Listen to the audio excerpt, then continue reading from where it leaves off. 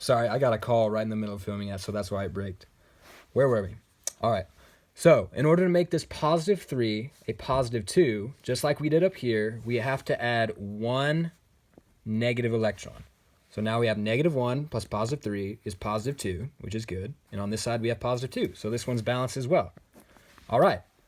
So now that all of the equations are balanced, and before that, we split them into the two separate equations, the last step is to just put them back together by going straight down and then cancel out everything that is exactly the same on both sides, just like we did before. So to combine, all you do is you take all of the lefts and all of the rights and just put them back in one equation. So let's start with the lefts. We see on the left side of this one, we have a Cu plus, all right? And then on the left side of this one, we have a negative E, and we have a positive Cr3 plus, all right? So we take all of the lefts, put it on the left side. We draw a little arrow. Now we do the same thing. We take all of the rights and put it on the right side. So here we have Cu2 plus a negative E from up here. And we take the right side for this. We just add a little Cr2 plus. And then we just cancel out everything that is exactly the same, just like we did before. So that would be the electrons, right? Those are the only things that cancel out.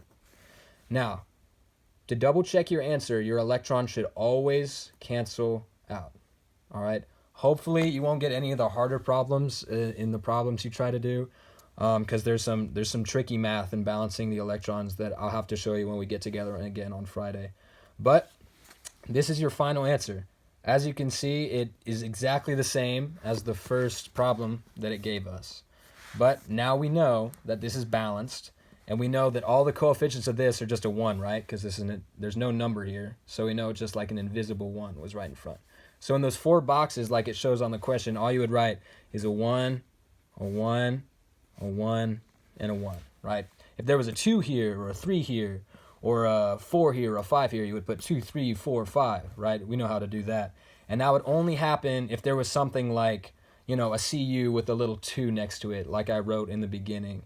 And you would have to balance it by making more. We already know how to do that, balancing equations.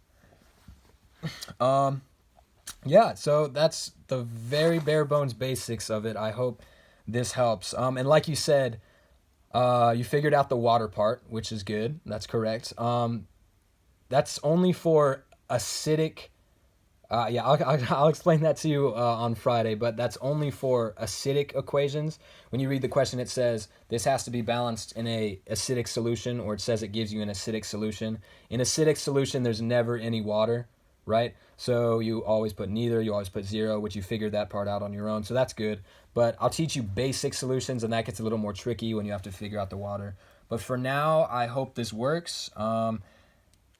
Yeah, and good luck, I guess.